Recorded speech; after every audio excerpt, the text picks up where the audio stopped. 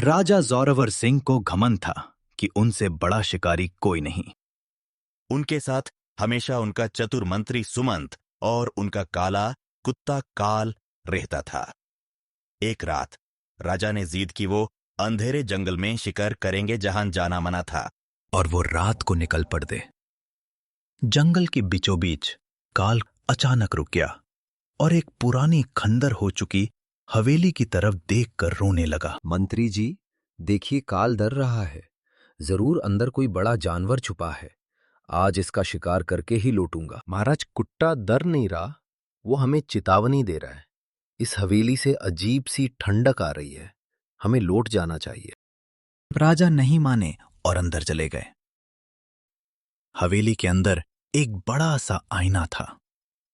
राजा ने जैसे ही आईने में देखा वो हैरान रह गए। आईने में राजा की जगह मंत्री खड़ा था और मंत्री की जगह राजा। मंत्री, ये क्या जादूगरी है?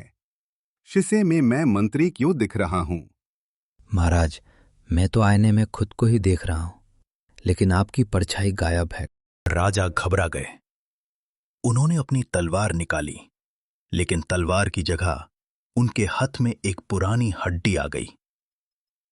तभी काल, जो अब तक राजा का वफ्तर था, अचानक घुराने लगा, लेकिन राजा पर नहीं, मंत्री पर। महाराज, कुत्ता इंसान को नहीं, उसके अंदर की रूह को पहचानता है। क्या आपको याद है आज सुबह आपने किसके खाने में जहर मिलाया था? राजा का चेहरा सफेद पड़ गया। उन्होंने मंत्री को मारने की साजिश रची थी ताकि पूरा राजपाट उनका हो जाए, लेकिन यहां तो बाजी ही पलट गई थी। तुम्हें कैसे पता चला? मैंने तो वो खाना तुम्हें खिलाया था। वही तो बात है महाराज, जो खाना आपने मुझे खिलाया वो मैंने नहीं, इस कुत्ते ने खाया था। लेकिन ये मारा नहीं, क्योंकि ये कोई कुत्ता है ही नहीं। अचानक वो कुत्ता धुएं में बदल गया और उस जगह पर असली मंत्री खड़ा हो गया। जो अब तक राजा के साथ चल रहा था, वो मंत्री का भेष धरे एक मायावी जादूगर था।